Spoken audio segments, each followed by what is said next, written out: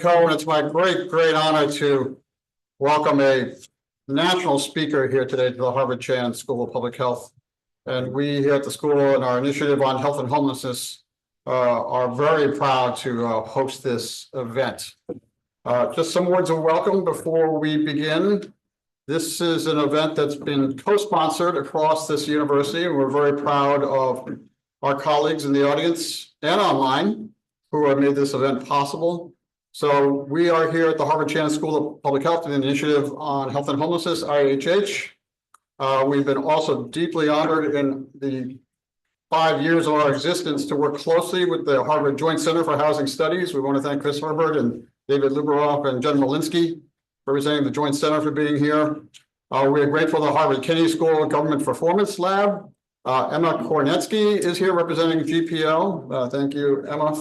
And then we're very grateful to the Harvard Advanced Leadership Initiative, ALI. That's been a tremendous supporter of our work on health and homelessness since we began. So today we are hosting Kevin Adler, who you will see in just a moment, is a very special person.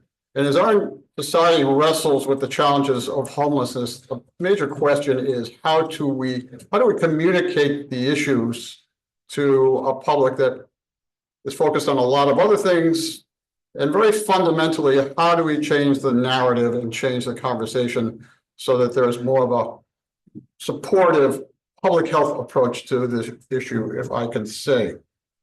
Just last year, Mr. Adler published and co-authored a key book called When We Walk By. You're going to be hearing more about it. And the subtitles are about forgotten humanity, broken systems, and roles each of us can play to help solve the homelessness crisis in our country. And Kevin is a pretty extraordinary guy, even though he's not that old, as you can see. He is an award-winning social entrepreneur. He's a nonprofit leader. He's an author and speaker. He is the founder in residence of an organization called Miracle Messages that tries to humanize interactions with people who are unhoused and going through what he has termed relational poverty.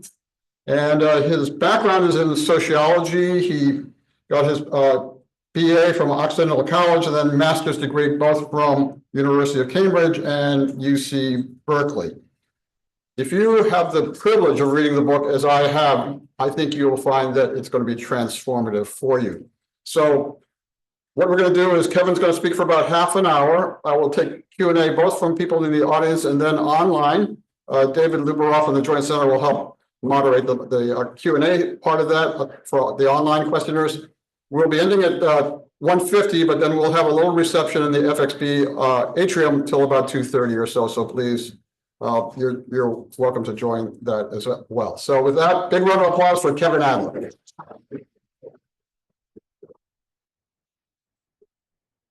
Hi, good afternoon, everyone. Can you hear me okay? And the folks at home, can you hear me? We'll get confirmation. We have, I think, about 400 people tuning in, so we bring this room to capacity.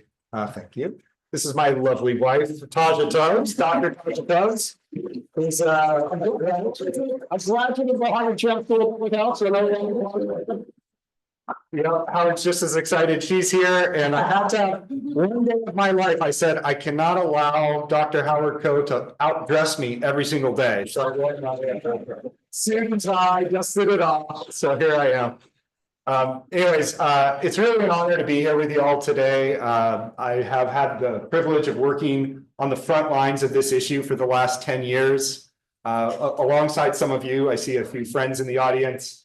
And I just wanted to share today a bit about the journey that brought me into this work, what I wish I knew 10 years ago that I've learned over the last decade, and really some of the questions that I think are sitting on my mind and on my heart as we think about how to end this human rights crisis of our time. So I wanted to actually begin. Let's see if the clicker works properly, and it's not. Is there a way to advance the slide? Let's see. There's a clicker. User error is most likely the culprit. And I could try that one. Okay, and we'll use the mouse And the mouse works great. Look at that. Thank you. Let's give it up. Always problem solving. So I like to begin with this photo. Folks, this is kind of an interactive part of our conversation. What do you see going on in this photo? Feel free to just shout out what you see happening in this photo.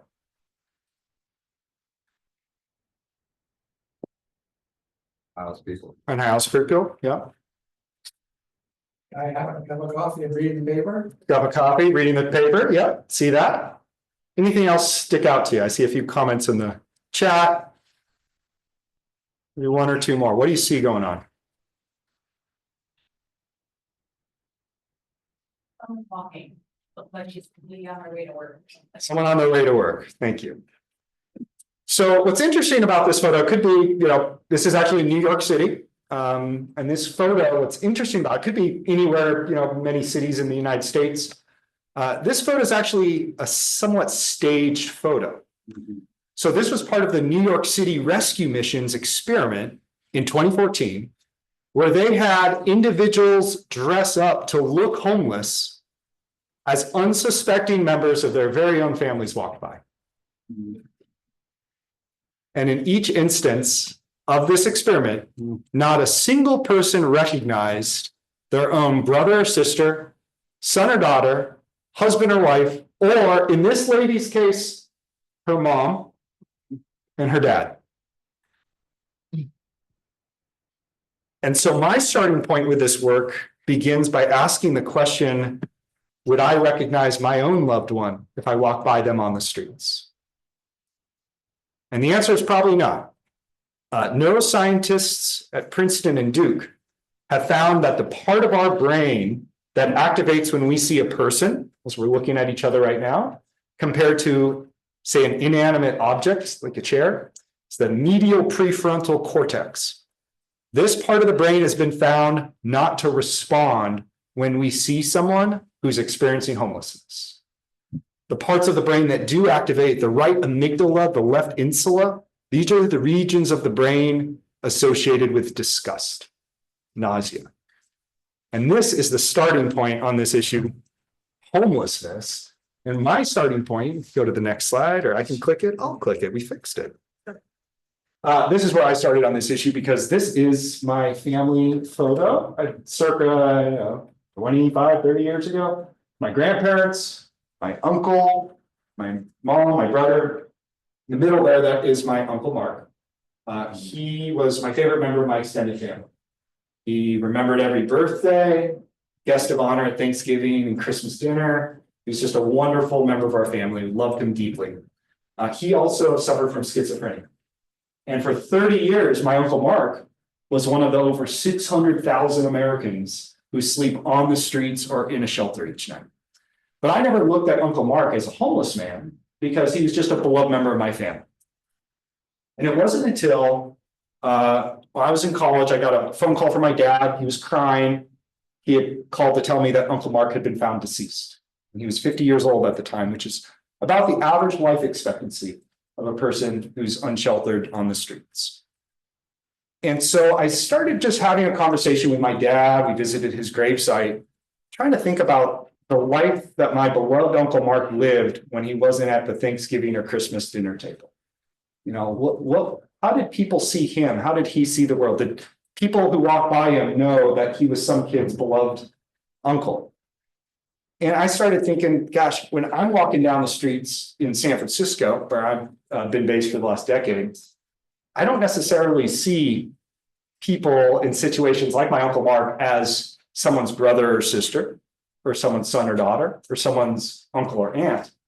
At that time, 10 years ago, I saw problems to be solved, not people to be loved. And if there's nothing else from today's talk, I would hope that all of you take that our neighbors experiencing homelessness are people to love, not problems to solve. So I started thinking, gosh, what could I do to try to better understand the stories of people like my Uncle Mark? And so I'm a social entrepreneur by background, sociologist, social entrepreneur. And at that time, I was thinking about how to use technology in some unorthodox ways. How can we use social media, smartphones, technology, wearable cameras, all the ways we share our stories to help humanize our neighbors experiencing homelessness. And so got this idea. It's a little unorthodox. You'll have to bear with me. But for the course of 1 year, I invited 24 individuals experiencing homelessness to wear GoPro cameras around their chests and narrate their experience of what life is like on the streets. The basic premise was simple. I just walked by you. You're still here. What's it like to be you? What do you wish I knew and people like me knew that we don't? And I think if this video works out well, which I think it is going to, I might need the clicker for this. We'll actually see one of the first videos of this one here, of an individual named Adam wearing a camera. Living in San Francisco, I've been homeless on and off for almost 6 years now. Most people that are homeless, I hear from friends and I see it, don't have any type of real interaction that means anything. People so That's people, that's why they're far away or not. I mean, most people, I'm not seeing that, because that's when you're out. And yes, I said, I don't be sitting out here as being homeless, they're just rather not sitting out here at all. I guess, when you're outside the circle, and they look at me like, I'm below them or something like that. And I realize, like I said earlier, not people like that, when you're ready to share, but yeah, I'm living paycheck to paycheck, but everything is out there. How you doing, folks? You're over, good plans, I get a hotel, get a favor. You know what I mean? That's great. So I watched, dozens and dozens of hours of what was pretty heartbreaking footage. It was very hard to watch. And two things stood out. So first, every single time you'd see someone walk by on camera, a person who's walking by on the streets, if there was a child with that person, the child would never just walk by. The kid always would tug on mom or dad's sleeve and point to the person and say, why is that man on the streets? Is there something we can do? Can we bring them into housing? Can they come live with us, right? And you'd see half the time the parents scold the child, say that's inappropriate, that's rude, that's impolite, don't stare. And then the other half the time you'd see almost the parent be guided by the child to go talk to the person and have a conversation. And so that got me just thinking, gosh, is there something that we just knew instinctively as young children about basic right and wrong, that, homelessness we've taken as a fact of life, should it be, right? And maybe returning to like that childlike curiosity is not so bad. And the second thing that stood out is in every single conversation I had with a neighbor experiencing homelessness, at some point in the conversation, they would talk about somebody else, a brother, a friend, a former partner, a parent, another loved one, a coach, a classmate, someone who they cared about and missed and was often no longer actively in their life, but they still thought about, was in their heart. And so hearing over and over again, folks talk about loved ones, I just started thinking, well, gosh, maybe there's a way to, listen to people's stories around this and help facilitate those connections. And one person in particular said something in one of the clips that actually changed my life. And it's a quote, and I have the quote here. He said, I never realized I was homeless when I lost my housing, only when I lost my family and friends. Never realized I was homeless when I lost my housing, only when I lost my family and friends. When we think about the idea of poverty, when we think about poverty, we think about a lack of financial resources. You don't have enough money. But what Adam was speaking to is what I have come to call relational poverty, a poverty of not having enough social support systems, isolation, disconnection, often accompanied by a level of stigma and shame that makes forming new relationships incredibly difficult.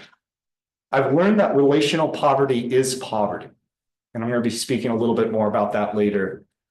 So hearing again, and one stat I just wanted to cite just to kind of establish this idea of relational poverty. When we actually ask people experiencing homelessness themselves, what are the causes of their homelessness? 1 out of 3 individuals attribute some form of relational brokenness as a primary cause.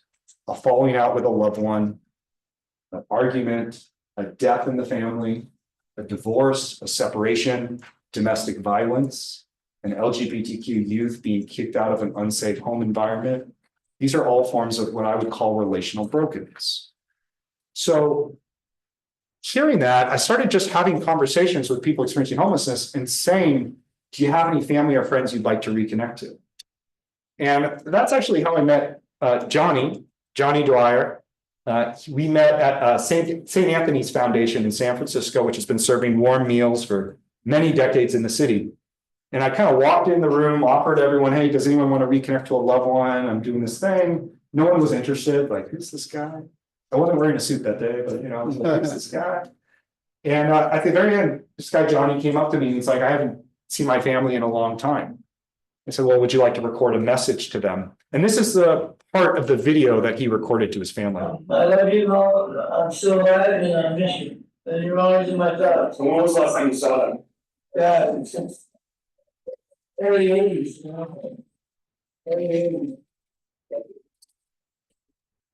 So got this video, didn't know what to do with it, but a few days later, I get on social media, post on social media, find a few, groups, post on our social media, my personal social media, find a group connected to his hometown, post the video there with a note.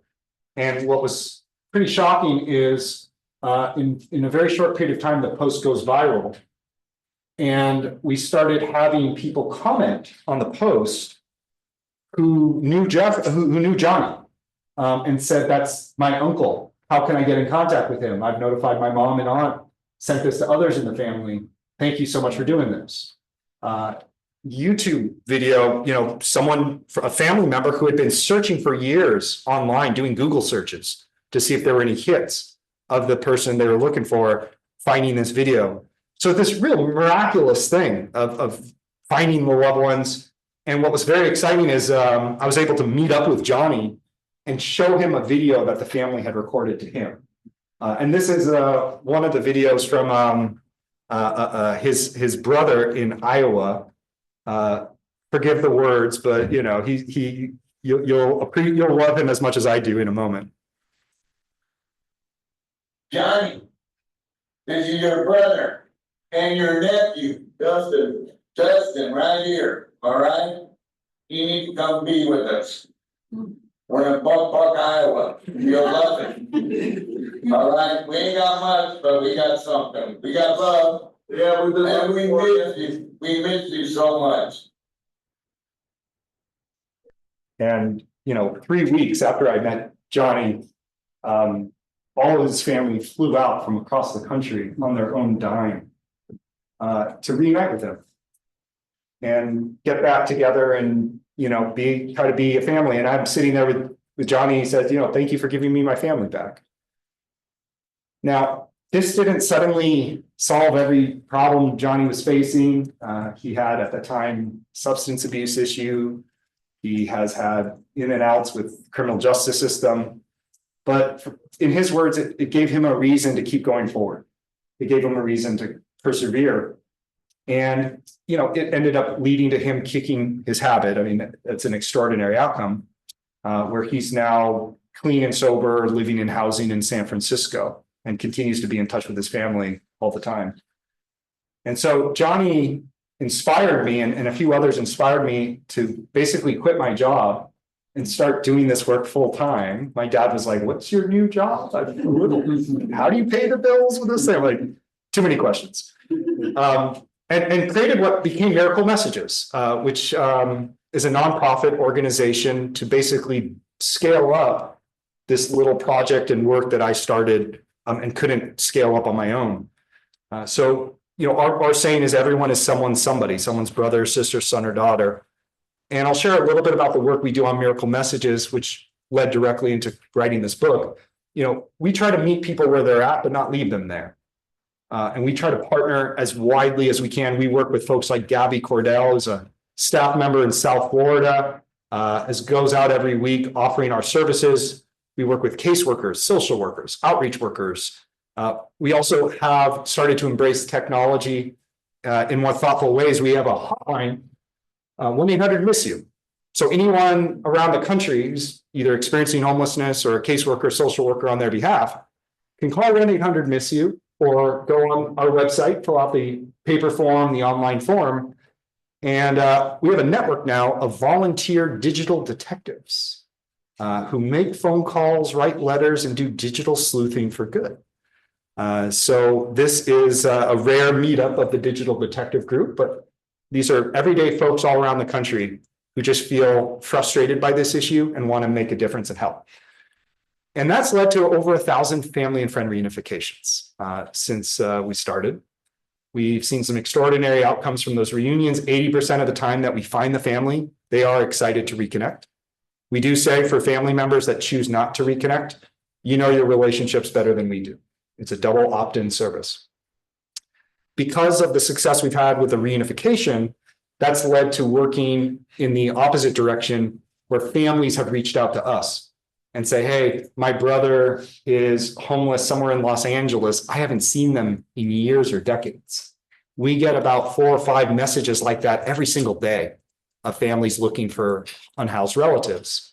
And that's led us to create a Find Them service. It's kind of like a needle in a haystack search. Very difficult, missing person search, but we've done about 130 of those reunifications.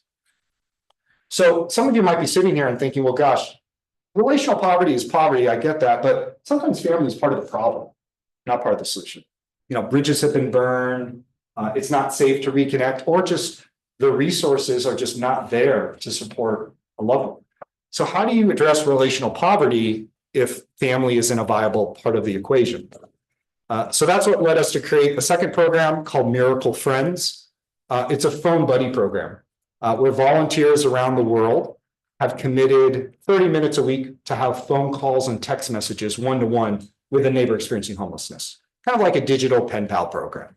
Our volunteers have logged about 250,000 conversation minutes. Anyone, anywhere can volunteer 20 minutes, 30 minutes a week. We have weekly training calls, support calls. There's a case management system. If there's a need that the person expresses that you don't know how to support them on, we work with our staff. You can flag it in our case management system.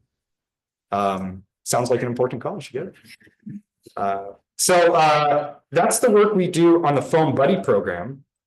And from there, from listening to the conversations with our unhoused neighbors and listening to the volunteers, once you form a relationship, suddenly the person, you care about the person, you want to see them succeed. And we started hearing from our volunteers in our Phone Buddy program, gosh, you've asked me to be in this friendship, and now I trust this person and we actually care about each other. We love each other. But it's very hard for me as their friend to turn a blind eye when they don't know what they're going to do to get food tonight and have dinner, or they don't know how they're going to get back to work on Monday because 45% of people experiencing homelessness have some kind of job or employment and earn income from employment. So isn't there something we could do to give them support? And that's what led us to create a program called Miracle Money, which turned out to be one of the first basic income pilots for individuals experiencing homelessness in the United States. Initially, we raised $50,000, $500 a month for 6 months, 14 individuals experiencing homelessness, no strings attached. And I'm excited to share with you today, within 6 months, 2/3 of those unhoused neighbors had secured stable housing. They used the money better than I could have used it for them. Funds were spent primarily on housing, food, rent, transportation, health, clothing. In case folks are curious, the amount of money that was spent on alcohol, cigarettes, and drugs was about 2%, and that actually declined after 6 months. Folks had more support, more good things going on, and weren't turning to substances as regularly. And as one quote from one participant named Elizabeth, who she shared, the first thing she did with the money is she made a donation to Miracle Messages. Mm-hmm. And I said, oh, Elizabeth, you didn't need to do this. This wasn't part of the expectation. And she just shut me up. She's like, I didn't do it for you. I did it for myself, so I could once again feel the dignity of supporting the causes I believe in. It got me thinking, and that's what led us to say, well, let's expand on this. That was a very small little pilot. We've now developed that into a $2.1 million randomized controlled trial, where we're working with researchers at USC School of Social Work, along with funding from Google.org and other great foundations and individuals, to give out $750 a month for 12 months to over 100 individuals experiencing homelessness in San Francisco, Oakland, and Los Angeles. And we will have the final results by year's end. So very excited to share that work with you in a few months. So that's a bit about the work we do at Miracle Messages. This is not a silver bullet to end homelessness. This is not an alternative to investing in housing at all different levels. What it is it's not only something that's very tangible and that is essential for all of us, this idea of relational poverty, a little bit of financial resources. It's something that I think empowers everyday people to get involved in this issue in ways that sometimes is very hard to feel. So having had this experience and having had really my own heart and mind shaped on this work, I decided to capture those stories and try to collect what I've learned about this issue, going from a place of deep frustration and hopelessness to now feeling more hopeful and optimistic than I did before, with caveats, right? We've got a lot of work to do. But I decided to put that into a book that I wrote with my co-author, Donald Burns, called When We Walk By, really as one of the trade books on homelessness, trying to make this issue more accessible. So another interactive part of the conversation, and we have a bit of a skewed audience here. You've chosen to attend a talk on homelessness midday during your lunch hour. I applaud all of you, including folks who are listening at home. But I have two questions that I'd like to invite you to answer. And I try to ask these two questions in most talks I give. So first question, you're going to think this is, what's the catch here? First question, how many of you care about the issue of homelessness? Can you raise your hand? Oh, everyone, okay. Second question, how many of you know someone who is currently experiencing homelessness? This is not meant for judgment. This is not meant for pressure. So in every talk I've given, it's about 100% in every room. There's maybe someone sleeping in the back or on their phone who doesn't raise their hand on number one. In the second question, it's never more than about 5% of people. And as gently as I can say, I think that might be part of the issue. We don't know who they are. How can we possibly move forward on this issue, let alone any other issue we care about? Can you imagine, talk about racial justice, we talk about criminal justice, and you don't know someone in the group that is affected most by what you're talking about. Brian Stevenson talks about this idea of proximity. Proximity is recognizing the power you have to make a difference in the lives of the people around you. And at the very least, wrapping your arms around them and affirming their humanity and their dignity, getting proximate. Brian Stevenson is someone I look up to deeply. I actually think we have to go a little bit further than proximity. I think we have to be relational. I think we have to get to know someone who's experiencing homelessness as a friend and neighbor, and not a problem to solve. So to talk a little bit about the book before we get into a conversation and Q&A, it's organized in a few parts. So part one is humanity. This idea of relational poverty, we've talked about a little bit, lack of social support systems, but also stigma, stereotypes, and shame, the otherizing that happens with neighbors experiencing homelessness. I share in the book a story of Ray, who worked for many years, was a salesman traveling around the world. And then while he was at Oakland Airport one day, clutched his chest and realized he was having a heart condition. He passed out, and he could no longer do the work that he was doing. And he ended up losing his job. And for years, with his family not knowing, wandering the streets of San Francisco and Oakland. And he was so ashamed about the situation he was in that he chose not to share any of this with loved ones and family. Exclusion, the us versus them, the making homelessness illegal, anti-camping, anti-sleeping, anti-loitering legislation, and a level of paternalism that's often in the service sector. And I think one thing I'll just mention on individualism, there's a quote in the book that someone I quote, not all the time, but it's worth quoting in the book. Former governor of California, the governor, Arnold Schwarzenegger. And he made this great talk. He gave a great talk at a commencement address. He said, you can call me Arnold, you can call me Schwarzenegger, you can call me the Terminator, but whatever you call me, just don't call me a self-made man. Because every success I've had in life has been a byproduct of friends, classmates, neighbors, coaches, mentors, people who gave me an opportunity.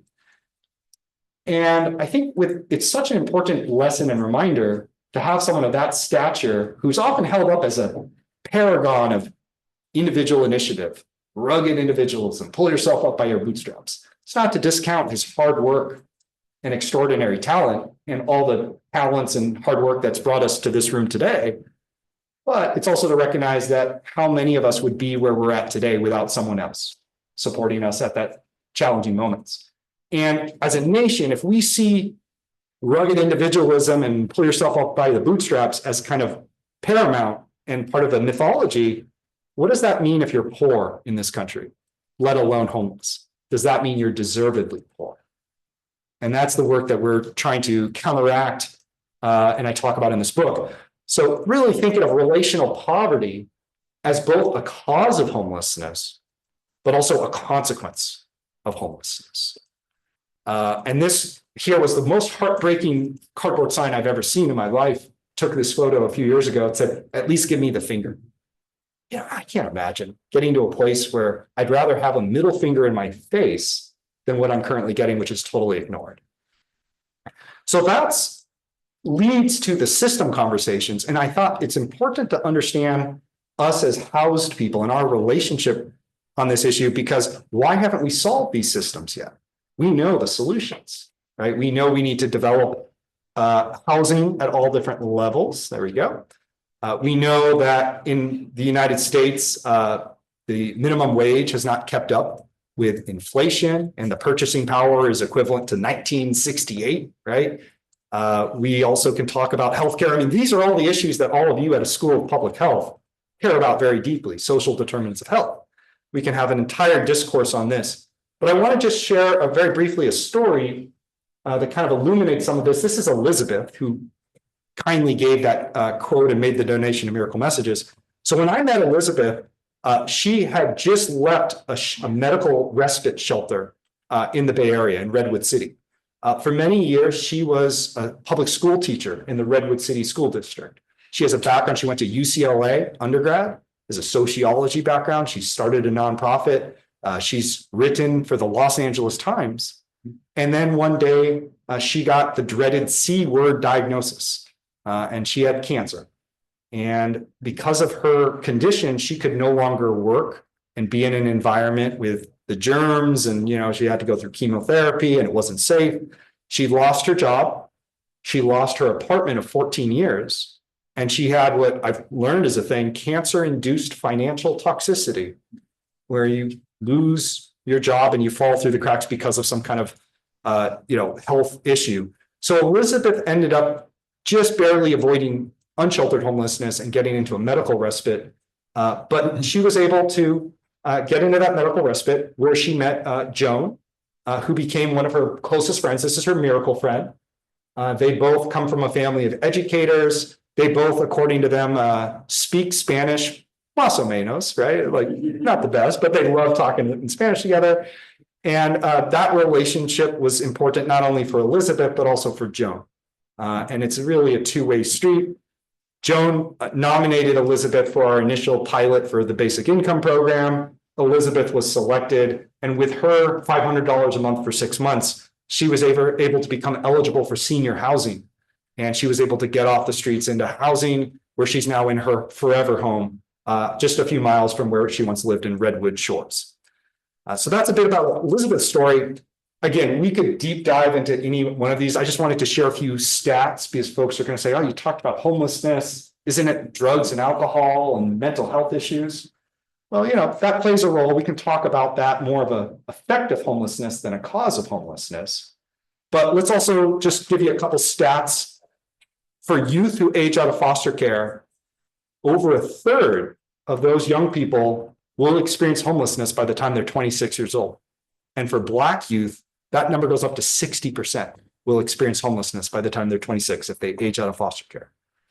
50% of unhoused adults first experience homelessness as youth, as children, as teenagers, as young people. For chronically homeless, that percentage is even higher. The number one predictor of adult homelessness is youth homelessness. 45%, I already mentioned this one, of people experiencing homelessness have had at least one job, and another 40% can't work because of a disability. And in the United States right now, with over 3,000 counties, there's not a single county where someone who's working full-time at the federal minimum wage can afford the fair market value of a 2-bedroom apartment, in less than 1% of counties where that same hardworking person can afford the fair market value of a 1-bedroom. Right? And coupling that with a nationwide shortage of 8 million units of affordable housing. I know Greg Colburn had given a talk previously. Homelessness is a housing issue. And homelessness is more than just a housing issue. We talk about housing first as the nationwide best policy in the US, the best practice. It's never been housing only. Housing first is a 5-pillared strategy. The 5th pillar is community integration. I don't think that should be an afterthought. And then just a quote, because I think it's important to ground this in the words of our neighbors experiencing homelessness. Lainey said, all the time people would just tell me, get a job. I just cried. A couple of times I would actually sit there and say, I actually do have a job. We're just down on our luck right now. And then they just walk away. So the final section, and really 100 pages at the end, it's not just a little required 10 pages thing at the end, it's 100 pages of solutions. What can we do on this issue? And I want to just start inviting folks, just a slide or two left. This is where I'd love to hear your perspective. All of you are coming from different walks of life, different vantage points, school of public health, friends of the School of Public Health. I would love to hear your perspectives on what you've seen work, what hasn't. I have a lot of recommendations in the book, but just a few stats I wanted to close with. So one of the questions that hovers over conversations like these, and I'm just going to name it, and sometimes maybe an elephant in the room, why are so many people experiencing homelessness? What's causing all this? And the book lays out a lot of those reasons. It's well documented. That's an important question. Equally important question that very rarely gets asked. Today in the United States, 1 out of 2 Americans are 1 paycheck away from saying they wouldn't be able to pay rent. 40% of people say they don't know what they do to get $400 for an unexpected emergency. So you almost have to ask, given that 40% don't know where they get $400, half the country is paycheck away from not paying rent. Second question, why aren't more people experiencing homelessness? Why isn't it half the country right now that's falling into homelessness? And there's a lot of reasons for that, but one major factor is family, friends, community, faith-based groups, social capital, relationships, making up the difference. So we believe that no one should go through homelessness alone. No one should go through homelessness. But if you're going to go through homelessness and we're trying to get it to rare, brief, and non-recurring, it should not be a fundamentally isolating, otherizing experience. And just as importantly, all of us as housed people, no one should feel helpless on this issue. There's just way too much good work to be done that all of us need to commit to and be part of. And I had a slide for this. It's not in this one, but I just wanted to say, today is one of my heroes, Jimmy Carter's 100th birthday. So happy birthday, President Carter. And he committed so much of his life post-presidency to Habitat for Humanity, building housing, physical housing all around the world. What a birthday gift it would be if today on the 100th birthday, first president of the United States to get to 100, triple digits, if we committed not only to build physical housing, but a type of social home for our neighbors experiencing homelessness. Maybe you can't build with nails and wood and bricks, you can do that too. But being able to commit, let's provide the relationships and support that all of us depend on to feel at home, perhaps in honor of our 100th birthday president, birthday boy today. So with that, I want to say thank you, and let's have a conversation.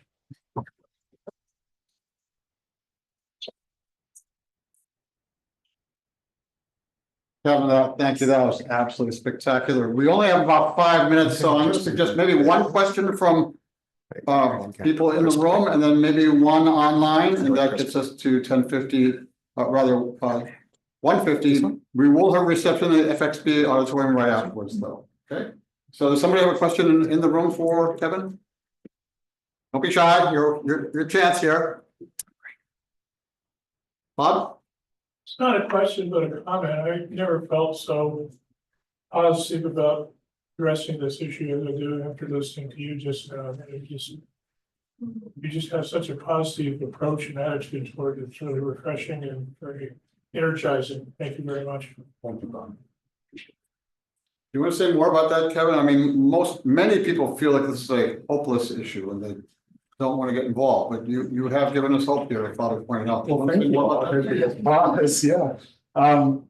I just had a chance to have a lunch with a few of you, and I shared, just as an anecdote, when I met one of the first individuals to wear the camera, broad daylight, downtown San Francisco, I instinctively reached my hand into my pocket and grabbed my keys as a weapon, and held that really close because I didn't know if the person was going to lunge at me. That's where I started on this issue. I'm not proud of it, right? That's not a celebratory thing, but I share that because I think it's important, especially all of us who care about this issue, to name for ourselves how little we know or how little we've known about this issue. The best thing I did on this journey was to say what I think Socrates said: the only thing I know is I know nothing. Right? To start from a real premise of not self-righteousness, or to just listen to people. And our neighbors experiencing homelessness, for 100 people who are unhoused, there's 100 stories and contexts for how they became homeless and what barriers they're facing to getting off the streets. And so I've just found tremendous fulfillment and hope by getting very close to those stories, and even if it's one by one, working at that level. And in fact, some of the nationwide best practices that are emerging are cities like Houston that have a better track record on the issue of homelessness. They've done what's called the by name directory and created a real deep level of coordination between service providers, where they get to the level of granularity where they can say, these aren't numbers, that's Joe. Why is Joe currently on the streets? Who's interacted with Joe today?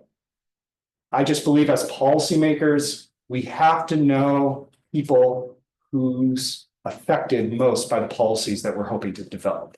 And if we don't know that, the first thing to do before coming up with new ideas is to go get to know people. So thank you. David, an online question? Oh, there are dozens of online questions, and we'll share them with you later. But let me pick one out. A lot of people have been really interested in the direct cash programs. Somebody picked up that you said about 2/3 of the participants completed the program. Could you speak a little bit about the third and what you learned from them? What was causing people not to complete? Great question. So just to clarify, 2/3 of people in that initial pilot secured housing. 1/3 didn't. Not a huge sample size, right? This is not a scientifically rigorous study. This was just, a handful, it's about a dozen people we're talking about. I started as a tremendous skeptic of direct cash transfers. Not because I thought they're going to blow it on drugs and alcohol. I didn't think that. There's enough research to disprove that time and time again. What I thought is it's $500 in San Francisco for 6 months. I don't know how I'd get housing for $500 for 6 months. So not everyone was able to find housing in that time. We did see other positive outcomes in terms of financial health, mental health, reconnecting to loved ones, being able to get back into the workforce and feeling that level of stability. But $500 a month, $750 a month is not enough for anyone to have to thrive in this country. So I would say that it didn't surprise us that a third didn't get housed. It was more surprising that anyone was able to get housed from such a little investment of money. And it raised the question, how can we invest more?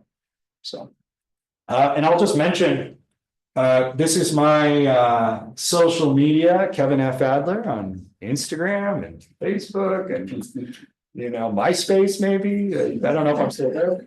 And then that's my email address, kevin@miraclemessages.org. If you're interested in learning more, being in part of the conversation, what do you agree with? What do you disagree with? What didn't get discussed today? Let's have this conversation as a community and as a country. Because I think over the next, a month and a half from the election, unfortunately, homelessness there's very little of a voting bloc of constituency talking about homelessness in the ways we're talking about it. And I think the incentive is to say, let's kick it out of town, push aside, even though we know 90% of people who are homeless in California were once housed in California. 75% of people homeless in the Bay Area were once housed in the Bay Area. That's pretty consistent nationwide. It's a homegrown issue. And so I'm hoping that we treat homelessness not as the criminal matter that it's often seen as, but as a community matter that it often is, that it's someone's brother, sister, son, or daughter, or some kid's beloved uncle that we're walking by. So, thank you.